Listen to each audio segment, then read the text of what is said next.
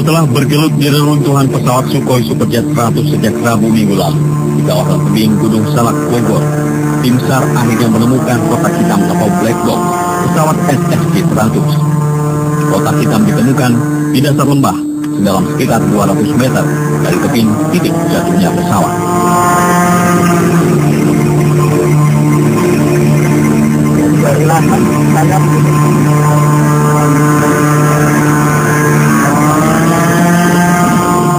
Kotak hitam yang ditemukan memang belum lengkap. Baru satu bagian, yakni data rekaman komunikasi dalam kokpit atau cockpit voice recorder. Satu bagian lagi, yakni yang merekam data-data penerbangan atau flight data recorder. Hingga kini masih dalam pencarian tim SAR. Ini adalah black box yang semula ini warnanya oranye. Anda tahu sendiri ini terus terbakar, tapi saya yakin untuk dalamnya mungkin mereka yang lebih tahu. Kan memang ini katanya anti api.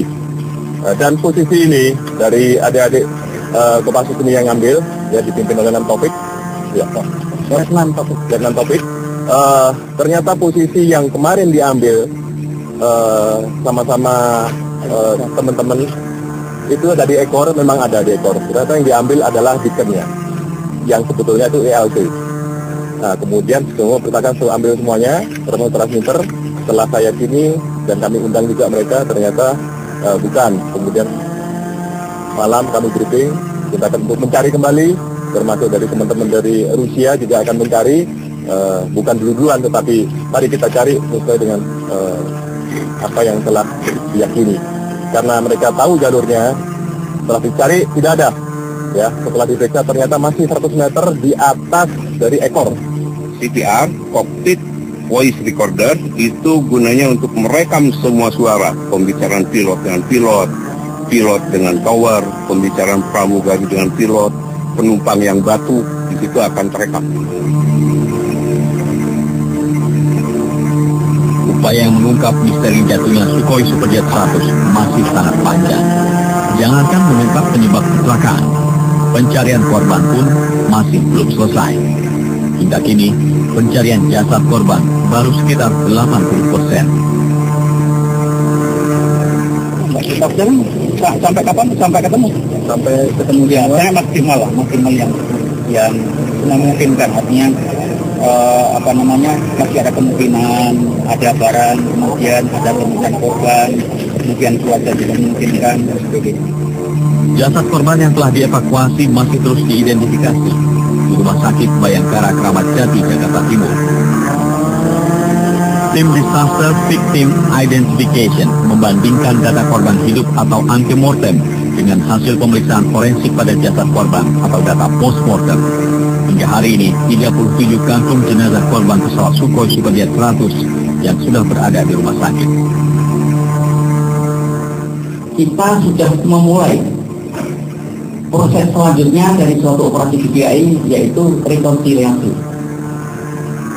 yakni mencocokkan antara data postmortem dengan data antemortem.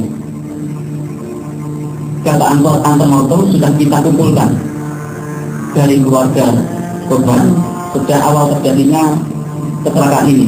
Kita baru menemukan satu korban yang teridentifikasi dari hasil pemeriksaan gizi. Jadi kebetulan yang bersangkutan korban tersebut mempunyai database mental yang bagus, sehingga kita kaitkan dengan data postmortem. Korban yang berhasil diidentifikasi baru satu orang, berjenis kelamin laki-laki, berkeluarga negaraan Indonesia.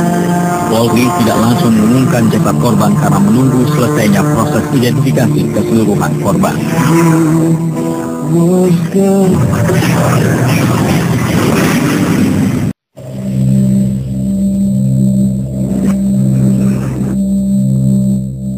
Jatuhnya pesawat Sukhoi di kawasan Gunung Salak, Bogor, Jawa Barat hingga kini masih menjadi misteri.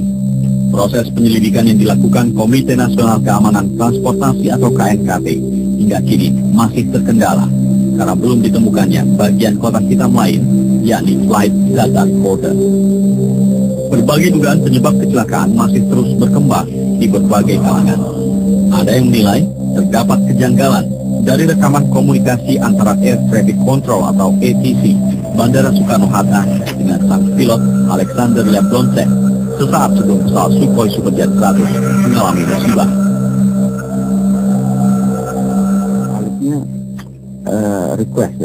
Request dari 10.000 turun ke 6.000. Nah, 10.000 ke 6.000 itu diberi oleh ATC, ya kan?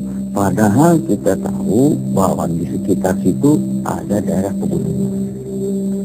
Ada di gunung situ yang 9.000 sekian, ada yang 7.200 sekian. Ya, sedangkan dia itu diizinkan turun ke 6.000. Nah, itu pertanyaan saya, kenapa itu? Kalau dia kasih izin untuk di bawah 6.000, padahal itu ada sektor di selatan daripada Halim, itu minimum sektor altitude itu 6.900. 25 mil jarak, ya radius 25 mil di selatannya. Kalau di utaranya enggak, ya sekitar di gunung situ, ya sekitar situ. Nah, dia tidak boleh terbang di bawah 6.900 kalau dia instrument condition. Kalau dia visual, dia boleh turun ke 6.000. Jadi kalau dia dikasih izin ke 6.000 melewati 69, berarti dia visual.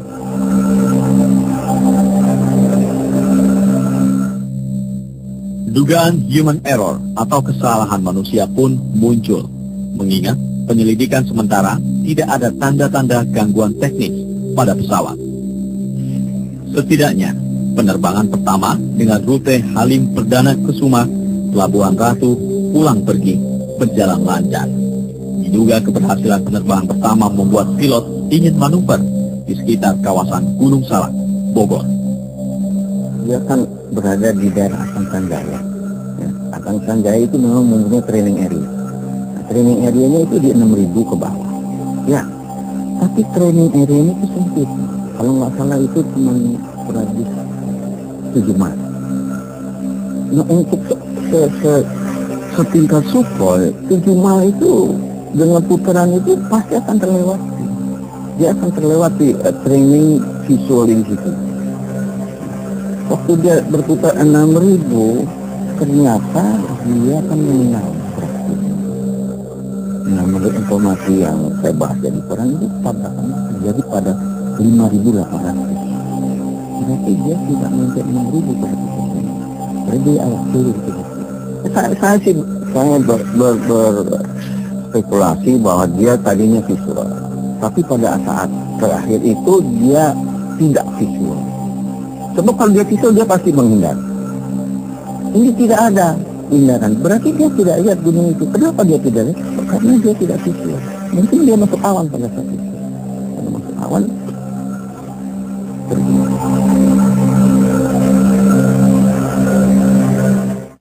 Kemudian setelah pesawat turun ke 6.000, pilot juga request atau meminta melakukan orbit to the right.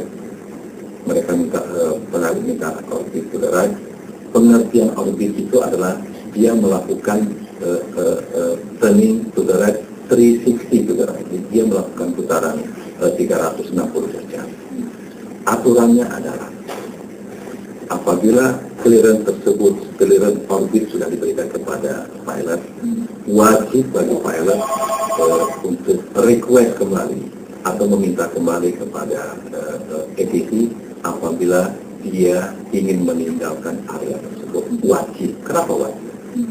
Karena memang di situ ada traffic, karena memang di situ ada gunung atau ada obstacle yang harus betul-betul dihindari, bukan hanya dihindari oleh pilot, juga harus dihindari oleh controller yang bekerja pada saat itu. Faktor lain juga menjadi bahan analisa. Rekaman data cuaca Lembaga Penerbangan dan Antariksa Nasional atau LAPAN saat pesawat Sukhoi Superjet 100 jatuh 9 Mei lalu memang melihat adanya awan di sekitar kawasan Gunung Salak. Memang pada sekitar antara pukul 2 sampai dengan pukul 3 saat pesawat Sukhoi tersebut dilaporkan hilang kontak sekitar 14.33 itu memang terdeteksi adanya awan di sekitar wilayah Gunung Salak. Memang di situ ada interpretasi yang sedikit beda antara LAPAN dan BMKG, tetapi untuk saat ini itu tidak perlu terlalu diperdebatkan. Sebagian tertutup awan, tetapi apakah awan tersebut itu memang menjulang tinggi? Nah, itu yang memang kesimpulannya belum bisa dipastikan karena memang dari satelit itu tidak ada informasi langsung menentukan